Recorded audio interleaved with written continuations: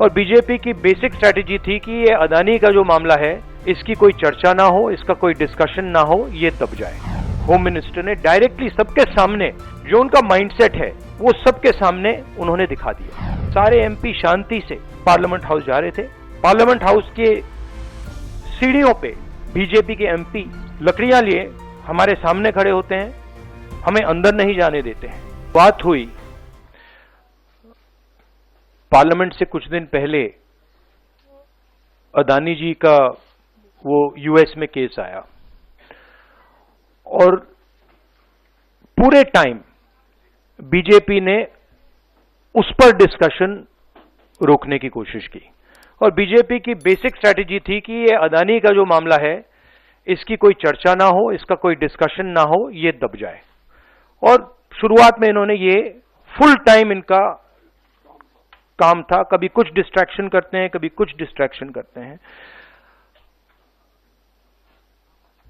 उसके बाद अमित शाह जी का बयान आता है और हम पहले से कह रहे हैं कि जो बीजेपी आरएसएस की सोच है एंटी कॉन्स्टिट्यूशनल सोच है, एंटी अंबेडकर जी की सोच है, और जो अंबेडकर जी की मेमोरी है, जो उनका कंट्रीब्यूशन है, उसको ये लोग मिटाना चाहते हैं, खत्म करना चाहते हैं।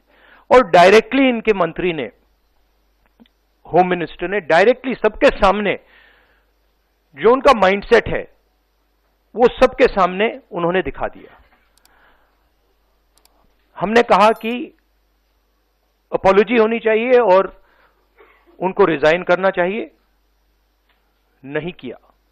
और आज फिर से इन्होंने एक नया डिस्ट्रैक्शन शुरू किया है। हम अंबेडकर जी की स्टैचू से सारे एमपी शांति से पार्लियामेंट हाउस जा रहे थे।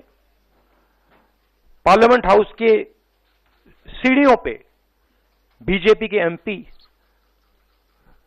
लकड़ियां लिए हमारे सामने खड़े होते हैं, हमें अंदर नहीं जाने देते हैं।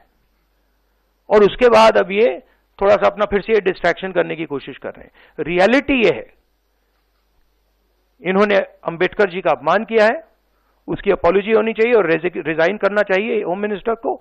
और जो मेन मुद्दा है जिसको ये मिटाना चाह रहे हैं, घुमाना चाह रहे हैं, मेन मुद्दा है कि नरेंद्र मोदी जी के मित्र अदानी जी के खिलाफ यूनाइटेड स्टेट्स में केस है, उनको वहां इंडाइट किया गया है और अदानी जी को नरेंद्र मोदी जी हिंदुस्तान बेच रहे हैं।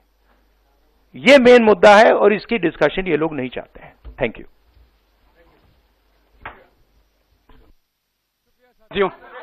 शुक्रिया साथियों।